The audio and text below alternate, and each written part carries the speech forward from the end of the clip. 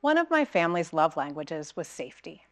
My father worked as a police officer, and my mother worked as a nurse. They saw a lot of the worst case scenarios over their careers, and one of their goals for their children was for us to be very good at avoiding big threats like crime or injury, and little threats like maybe not having an extra pen in your backpack in case yours ran out of ink at school. This didn't make me fearful of the world. Rather, I developed a remarkable ability for contingency planning. For instance, if you're ever traveling with me, there are very good odds that I have whatever you need in my very overpacked luggage: Band-Aids, antacids, an extra pair of socks. My focus on threat assessment and contingency planning drew me to be fascinated by why some people could endure seemingly unending roadblocks and redirections, while others could be completely overwhelmed by even a relatively minor change in plans. This interest led me to pursue a career in behavioral neuroscience, working to understand how our brains help us navigate the world. One of the intriguing experiences that we study in behavioral neuroscience is emotion. Think about a football game or a basketball game.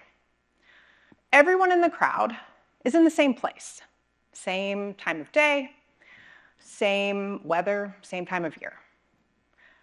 But at the end of that game, half of the crowd will experience joy or happiness, and the other half will experience disappointment, frustration, even sadness.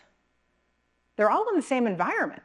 They've all experienced the same series of events, yet the emotions they feel are completely different. The core biology of emotion is governed by two opposing networks in the brain. We have the reward system that drives us towards things that will promote our survival: positive social interactions, food, water, sleep.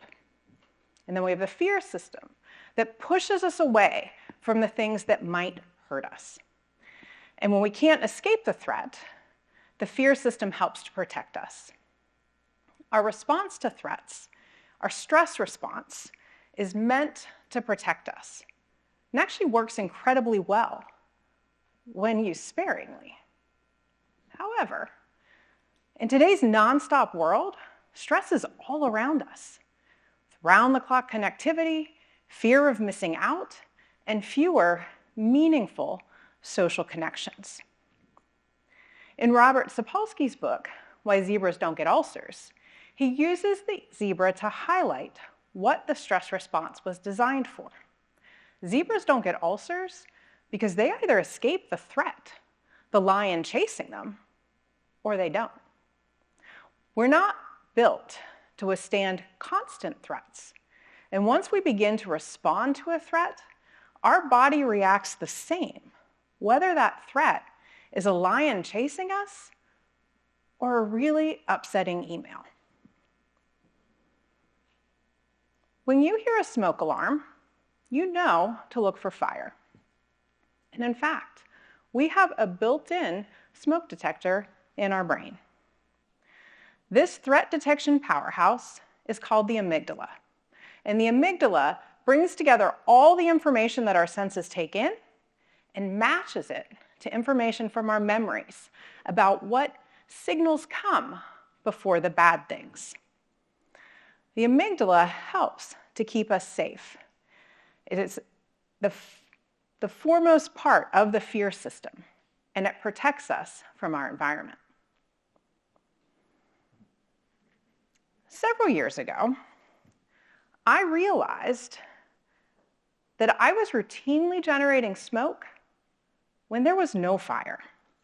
I had come into work early that day because I wanted to make sure that I got through everything on my to-do list in time to head out for my two boys' middle school cross-country meet. It was a perfect day for a fall meet. I was on my game at work. I got through everything in my to-do list on time, Nothing unusual popped up, and I was packed up and on the way to the elevator on schedule. On my way to the elevator, I passed a colleague, and they asked curiously where I was headed. I said that I had to leave to go to my son's meet. Well, it was on the elevator. As I rode down the 12 floors to the lobby, I felt a shift in my outlook on the rest of the day. I went from happy and excited to stressed out and anxious. Now, nothing that my colleagues said should have upset me or changed my mood. And for whatever reason, on that day, I noticed this shift. And so I started to backtrack in my mind and think about what I said during the conversation. And I found it. I told my colleague that I had to go to the meet. I framed it as something I was being forced to do, not something I was truly looking forward to getting to do. One little word. How could one little word change the way that I felt in the time that it took me to ride 12 floors? I mentioned the fear system. When we're born, we really only have a couple fears. So we have to learn the rest of them. We have to learn about all the threats in our environment. If we learned all of that the hard way, by actually experiencing every danger, we might not make it to adulthood. And in fact, most of what we learn about fear and threats is through language, through that love language of safety that was such a strong influence in my own childhood. Think back to when you were little and some of the words of warning that you might have heard. You have to brush your teeth or you're going to get cavities. You have to do your homework or you're going to fail at school. Have to, or something bad will happen. We don't hear have to before something good or rewarding. You get to go outside. You get to eat ice cream. So when I told my colleague that I had to leave, I created some proverbial smoke for my amygdala to detect. And once my amygdala started looking for fire, 4-alarm threat detection was engaged, whether I was consciously aware of it or not. You name it, and my brain was thinking about the possible threat and working on ways to avoid it or manage it. So how could I just be present and enjoy the meet? I stole that joy from myself. So I started testing this out and paying attention to how I was talking about things out loud to other people and in my own head. After I tried this out for a while, I was on a walk with my husband and I tried to sell him on my discovery. He thought it was an interesting idea, but he presented me with a challenge. He said that as adults, the cases that this applied to were really probably pretty limited. Much of what we do as adults really are have-tos. We have to go to work, and we have to pay our bills. And just telling ourselves that we want to do it when we have to do it isn't going to trick us into being joyful about answering agitating emails.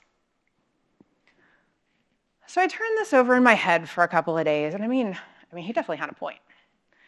But it felt to me like there was something more to this equation.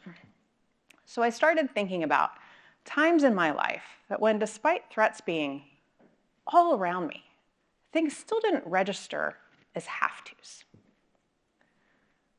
After college, I earned a fully funded spot in a doctoral program in neuroscience. I was ecstatic. This was my dream. And it was 4.5 hours away from everyone that I loved and loved me. I had never lived more than 20 minutes away from at least one member of my family. Adding to the demands and potential threats, graduate school was hard, like really, really hard. Looking back, a key part to me being there was that I truly, to the depths of my soul, wanted to be there.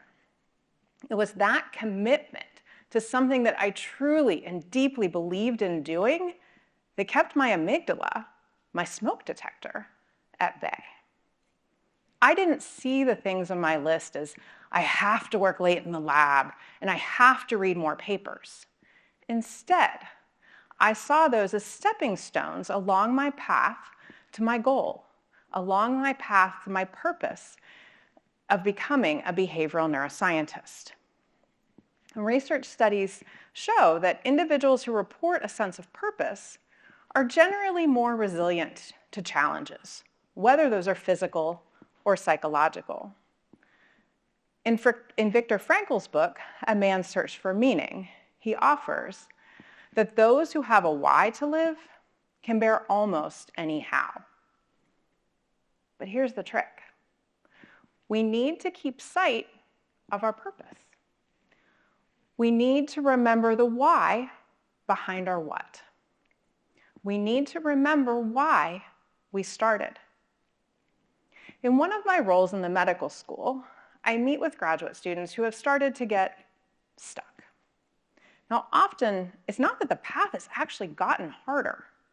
More commonly, what has happened is they've gotten so bogged down in the day-to-day steps along their path that they've lost sight of their why.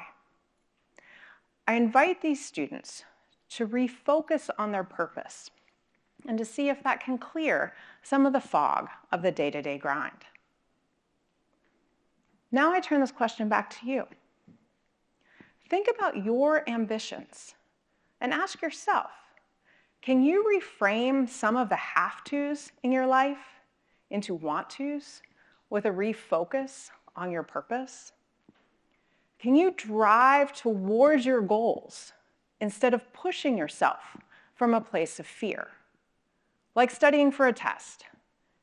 Yes, there's a negative consequence to not studying, but the reason to study is more than avoiding failure. It started from a want to. It started because you want to earn your degree and pursue a career that's meaningful to you.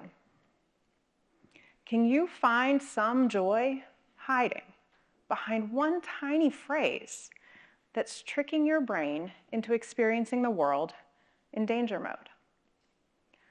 I hope that you enjoy whatever it is that you get to do later today.